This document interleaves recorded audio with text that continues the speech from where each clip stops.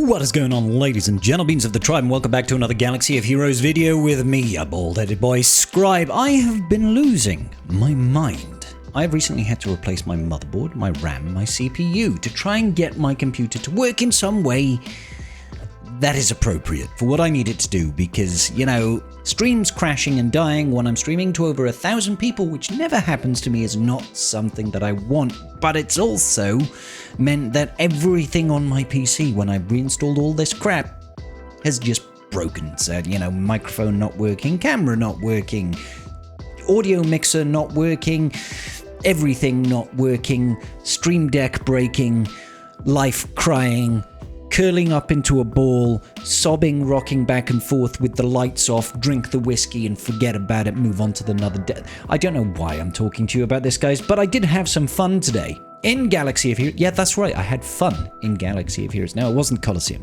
Don't worry about it. No, it wasn't. The brand new amazing game mode. Era challenges. I mean, this is basically just like a tier of the marquee. You don't even fight a different unit each tier. Whatever, I know it was supposed to be a minimal sort of time investment for us. Do it once in a week, forget about it. If I could forget about it, that would be great. But the fun that I was having this week actually came with a new set of datacrons. Guys, new set of datacrons have come with some really weird stuff. So a couple of weeks back I did a video, maybe it was last week, I've lost track already, but it was about this particular datacron, which has the Nihilus one. Now, when I was reading the data mines, I assumed, fool that I am, that the Nihilus datacron would feature, you know, like the rest of the datacrons, which have got normal things, but these are just showing us old very old meta teams. This is like the Hide the Nihilus sort of meta team. So I was expecting this FDC to actually have, you know, the support level 3 and so on and so forth, but it's actually tied into multiple things. I guess I understand what CG's trying to do with this. It's like, hey, do you remember that time 10 years ago when we had these characters? I get that, but realistically, I don't think we're ever going to be splitting up all these teams. Like, you're not taking R2-D2 away from Leia, although that being said, you know, giving Leia 65% health and 145% defense and 50% offense, as well as an R2 special ability that, you know, gives him turn meter and gives fear to the enemy when he burns them, that's actually pretty cool, right? The stats on these are great. But I did find that this attacker level 6 is actually badonkadonks broken really super cool. You're going to want to have a lot of these attacker level 6s, and they can go on light side or dark side, which is great. This Dooku one is the wrong Dooku that I wanted, unfortunately. Made me cry a little bit. Where's Count Dooku? I wanted this one over here, and yet I did not get it. Makes me sad. Makes me sad. I don't care if he recovers 100% protection when he stealths. That's not useful to me. But this level 6 is actually phenomenal. Whenever an ally inflicts a debuff on an enemy, all attackers are going to gain accuracy up for 1 turn, 5% offense, stacking to a maximum of 120% until the end of battle, and whenever an attacker attacks out of turn, they deal bonus true damage which can't be evaded and gain 5% defense penetration, stacking to a maximum of 120%. Until the end of battle. Whenever an attacker uses a special ability, this one's the clutch part, deal 25% more damage for each buff on the target enemy. This, ladies and gentlemen, is good business. Also, during an attacker's turn, they ignore stealth and taunt if they have no debuffs on them. Now, oftentimes you are going to have a debuff, that is the nature of the beast, but it's kind of useful when you don't. This level 6 is so applicable to so many teams, you can do some fun stuff with this, I promise you. Let's go and take a look. So I think what I'll do is I'm going to take this Rey team against, you know, a full R9 Pirate King Hondo with a busted Pirates datacron. Now this will not be pretty, it will not be over quick, but you will notice that we will have a whole host of fun on this, okay? I'm going to try and keep Barriss alive. The reason I took in Dash is I was like, I want to have some AoE debuffing action so that I can, you know, ramp up my offense and stuff like that. The enemy is going to do all this sorts of stuff. We're going to have our cooldowns increased. We're going to cry a little bit. They're going to laugh. It is Hondo after all. Oh, my poor Dash. He might not even get a turn. He might just be, you know, damage immunity'd into damage immunities, into increased cooldowns, into crying into a bucket sort of situation going on. So this first one won't be anything too special. We'll do some damage. That's okay. We'll just do a basic, and then Dash is probably going to die in a second, and I guess that's the way that we're going to roll today. But that's not too bad. Oh, looks like he's captured Ben Swoleyhole over here. Let's go ahead and do a basic. let's go ahead and drop into Ultimate. Now, Ultimate is the good part over here. Ultimate is definitely the good part because the Pirate King Hondo team has a tendency to put down a whole host of buffs, which incidentally is kind of nice for us. We like it when they get buffs, because when they get buffs, we deal 25% more damage for each buff that they have. So let's just see what Rey does when she drops the hammer here.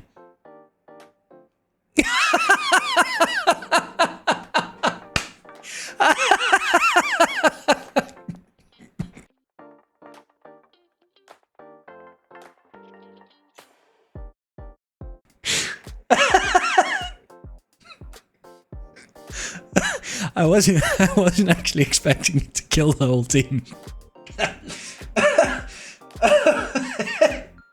Normally when I've done that, it's killed like 1 or 2 people. But just wipe the floor with the entire Hondo team, full Relic 9 up the wazoo with a perfect cron. And guys, they had 15% extra max health and protection for each unit apart from OG Hondo with some extra crit. That was hilarious. That was absolutely hilarious. Wow. I'm gonna have some fun with this one. All right. I'm kind of curious. What can we do with Lord Vader here? Because I feel like Lord Vader has got access to a whole lot of debuffs. We've got a whole lot of debuffs going on in this team. So can we also have fun with this here? Because, you know, we've got 2 attackers. I mean, the stun and the daze. I mean, we've got some stuff. You know, we've got armor penetration. I'm really curious to see how this goes.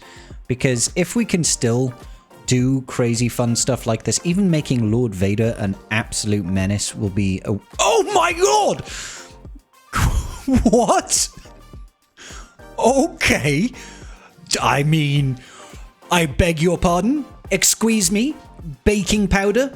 That's Vayne that we're just crapping all over right now. Vayne is normally pretty much invincible. He might well be invincible, but Hondo lost his entire team to the first AoE from Lord Vader. Alright, I'm curious to see how this is going to go, because they're going to revive.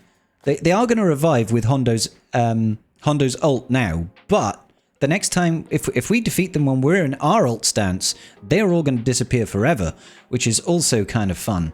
So, yeah, I'm definitely curious. That first AoE sent me for a trip, bro. Come on. Yep, don't want to eat those counterattacks. We've got lots of debuffs going, so we've capped out on our stats almost immediately, I feel. We're going to go into ult in a second with Lord Vader, and I'm really hoping that he's got his AoE available. Oh, boom! I was hoping for a little bit more damage to take out that OG Hondo there, but that's still absolutely phenomenal. And yet they can't revive now, because we did that whilst we were in Ultimate. If I could target OG Hondo, that would have been the best, but I guess we can't. We need to do some damage to this Vayne. He is a chonky boy. He's a very chonky boy. But does this actually give viability to Lord Vader? Because if that is true, that's going to make my day. It's going to make my afternoon, my breakfast, and my morning. All of them together at once. Come on, do some damage to that Vayne. Show him what you're made of. Unfortunately, it feels like Lord Vader is like the only damage, and he only does the damage when he's doing that AoE. And they also need to have buffs when you do it. So they need to have the AoE buffs so that you deal more damage based on the number of buffs that the enemy has, right? That's kind of what scales your damage so high. Eventually, Lord Vader might scale enough just through ultimates and stuff like that, but don't know right now. Let's see how we get on. Let's see how we get on. Are we actually going to survive here? Come on. You know, like, it's datacrons like this that make me think, oh, is it time for us to remod Lord Vader? Is it time for us to put Lord Vader into, like, an offense set? Instead of having him pure bulk, take him on offense, crank him up with, like, offense and crit damage, and just see if he can one-tap the entire board on stuff. Because I do feel like eventually he is going to clear this, because we do have really strong mastery stacking in Lord Vader's team, and I do have full Relic 9s rocking over here. So eventually he should be able to clear out. Come on, Lord Vader. Come on. if it wasn't for the fact that Vayne is just so incredibly survivable. See, look at how much this boy just survives. Oh, well, not anymore. Not anymore, he doesn't. I don't know if we were in ult then. Oh, we are in ult. Oh, my lord. Slapping down Pirate King Hondo for crazy good damage. Lord Vader also can't... Oh, oh yes, baby. Lord Vader can't miss. So that kind of circumvents one of the big deals that you have versus Pirate King Hondo.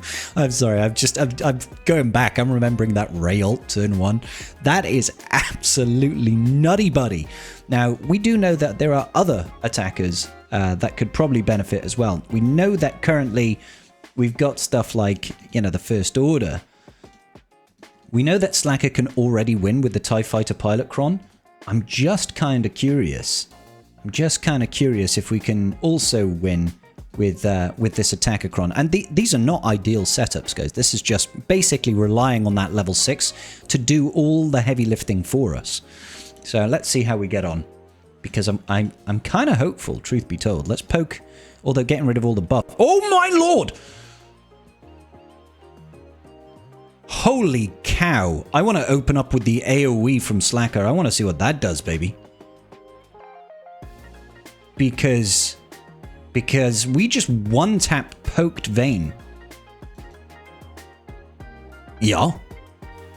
Wow. Okay.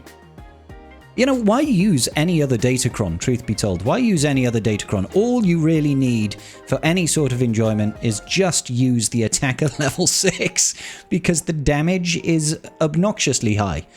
It is obnoxiously high. All right, let's just keep going.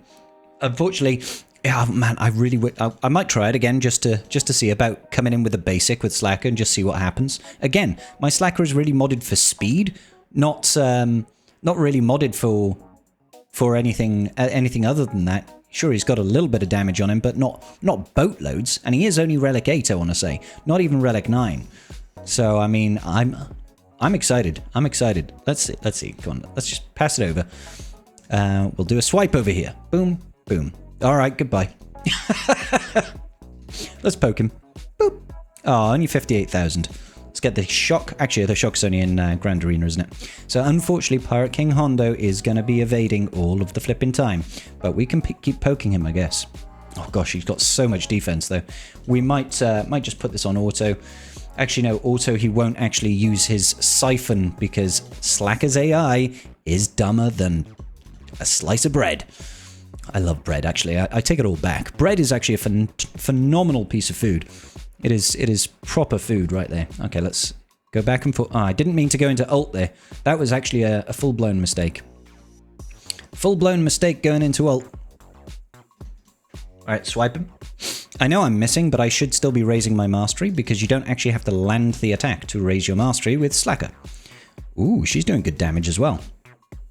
There we go. Now we're cooking.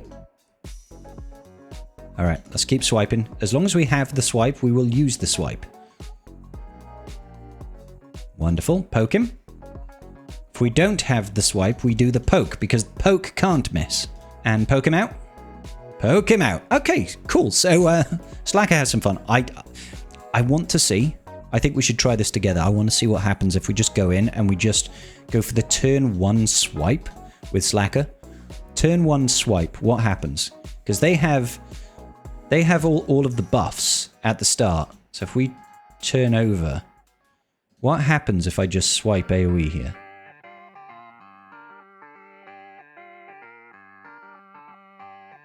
Not bad. Not bad. Immediately killing 2 of the team, but leaving Vayne alive. Now, that could cause issues for us because Vayne is very, very tanky. And now that they've lost all of their buffs, it might be quite difficult to take him out. But still, I would still absolutely call that a win. That's not quite as fun as Ray doing her ultimate and killing the whole team, but that's still tremendous fun. Poke him. Got him. Cool. So I would say that level 6 is actually all sorts of next levels, ladies and gentlemen, and that's just some brief testing. The one that blew my mind was Ray doing that much damage. This datacron with this level 6, this attacker level 6, is absolutely out of this world, especially if you're going up against a team that's got a whole host of buffs. I can see Bane. Yeah, I can see characters like Bane being absolutely off the hook with something like that, especially if you can max out his max health. Anything with loads of bonus buffs, anything that does big AoE damage is going to be phenomenal with this. Like, you have got to get yourself a lot of those for light side and dark side. Go have fun with it, because I love watching Ray just one tap a whole Pirate King Hondo team. That is wild, dude. Let me know your thoughts and your testing in the comment section down below. Come join me on my Discord, and I will see you all in the very next video. Peace out, and may the Force be with you.